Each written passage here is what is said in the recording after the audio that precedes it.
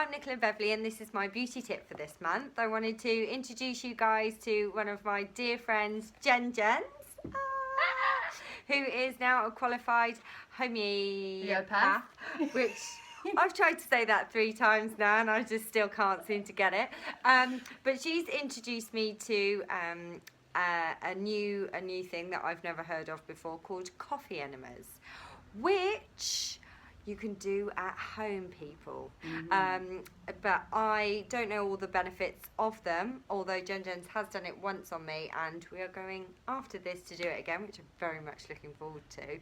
But I wanted to let her really explain all of the health benefits of doing these at home for yourself. And yeah, I'm going to just leave it to it. So Jen, go. What have we got? Okay, so here we have a coffee enema bag, which you fill up with organic, well, cooked, or you boil up the coffee. You boil up first. Preferably organic coffee. Organic coffee. Because always. Normal coffee's got quite a lot of toxins in. Yeah, the pesticides and all of those things which we're trying to get out of our colons. Yeah. Yeah. So we fill this little guy up with cooled down coffee as well. You don't want boiling hot coffee. Yeah, don't want a hot coffee up your bum. And this is the little insertion point that you... I mean, at first I actually didn't realise we had one of those, and I was shoving this great big pipe up my bum. And don't do that at home. Don't do that at home. Check the bag. Yeah, and then you just keep this up high, pop this in your bum, and allow the coffee to drain naturally. So what happens is, with homeopathic remedies and Chinese medicine, you don't take coffee internally through your mouth, because what happens is it draws the energy down and out. I read an article as well about 6 years ago in Australia, and it said how you shouldn't have coffee within 2 hours of eating because it absorbs all the nutrients. So it's a great big absorber. So when it's in your stomach, it absorbs everything, pulls it out, and then it goes into your digestive system and out through your colon.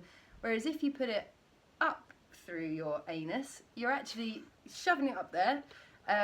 It's absorbing all the toxins and then drawing all of that out.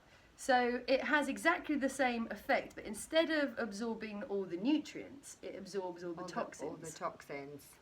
And then drags that out. There's loads and loads of YouTubes. I'm not a professional on this. A lot of my friends got into this about 3 years ago, and I was kind of not into shoving Well, it's everything quite up. invasive, isn't it? So obviously we're not recommending everyone go home, buy one of these and start doing them, but what we are saying, or you could if you feel like, but be researched when doing it, and also if not, go and find somewhere that is a professional place where you can actually go and get this done. If you're, I mean, what would be a reason? This is a good question. Why would you go and do it? What if you're detoxing? If you feel yourself. So I got into this because I was going through my graduation, just at the very end of it, and really slumped. I'm sure anyone doing a degree in anything just has that real end slump. Over caffeinated, over sugared. Yeah, just feeling like over you want to die. Yeah. And I was researching it, and I thought maybe I have a parasite. So I looked up all these parasite cleanses, ended up eating the pips of papaya fruits, actually, because that's really shown to be detoxifying for your liver, actually used in liver cirrhosis care, which I didn't think they even had anything for liver cirrhosis. I thought if you know, if your liver's gone, you're gone. Yeah, exactly. Once it's died out. I mean, it does breathe.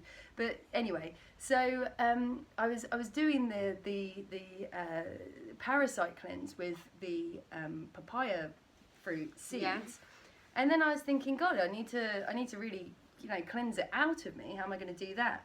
And I'd gone for some colonics, and I just didn't feel comfortable with an unknown someone, inserting something into me, and then them telling me, what I'm supposed to be feeling, and perhaps if I'm not feeling the way they think I should be feeling, they're kind of telling me like, oh, you know, I've been doing this for how many years or whatever. Yeah, and you just didn't feel comfortable with that Yeah, person. different. So, I came across the coffee enemas on YouTube actually, and there were just some really beautiful videos of how, well, there was one girl that had a bit of a spiritual awakening.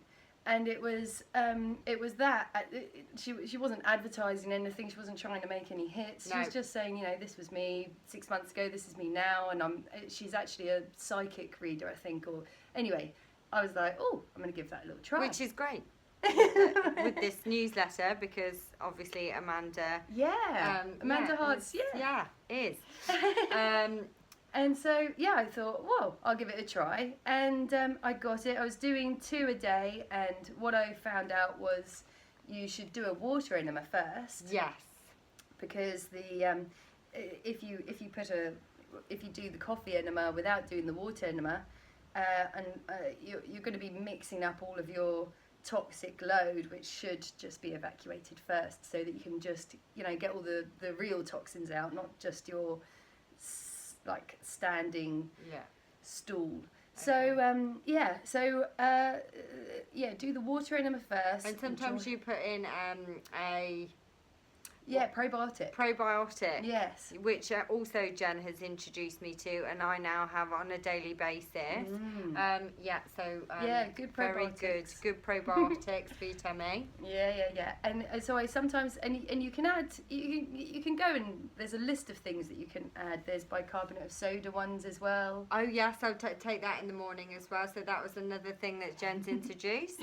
So a little bit of bicarbonate of soda, the aluminium free one. Which I used in a body scrub actually on a YouTube video to show you guys. But a little bit in a drop of water in the morning helps alkalise your body. That's true. That's it. And helps with gas in your stomach. Mm-hmm. Okay. So any IBS. Oh yeah. So the coffee enemas are actually great for, you know, not just cleansing out parasites or it's for everything. It's if you've got irritable bowel and there's too much gas in there, it just really cleans it out and flushes all of the air and. So if you're getting fatigue, maybe if you're feeling low, because what I did feel from when you did it on me is it was like drinking 10 cups of coffee without the anxiety. I felt very alert, very awake. I would say if you are considering doing it, probably don't do it too late in the evening and do it more in the morning, because it's going to give you a whole bunch of energy, because I didn't sleep particularly well that night. No, although I woke up, the first time I did it, I went to sleep at around 2 a.m, but I woke up at like 5 a.m. feeling really good. Yes. Felt great. 5 a.m. on the dot. I was like up, gym, and all the rest of it. So, what we can say really is to round it up. Get one. Get one. Where did you get yours? I got mine online from the Natural Dispensary, and I got all the coffee and everything online from the Natural Dispensary as well. So okay, great. I don't know whether you're allowed to do little plugs on it, but we're gonna. But also just make sure that you're really informed before you go home. We don't want anyone to go home, hurt themselves, and then come back and want to kill us. So maybe just get as much research done as you possibly can. And if you're feeling a little bit low, or a little bit sluggish, I mean it's winter over here, so we're all feeling a bit like that. Coffee enemas are the way forward, guys. Thanks, Jen, for talking. Not at all. This is we've just totally freestyled this. I'm not going to edit it at all, and I just hope we haven't gone on too much and that you've got as much information as possible. Any questions, feel free. There will be a link to my email, so you can always ask me and I'll forward it on to Jen. But thanks for listening, guys, and see you next month. Bye. Stay informed, stay empowered. Bye. Bye.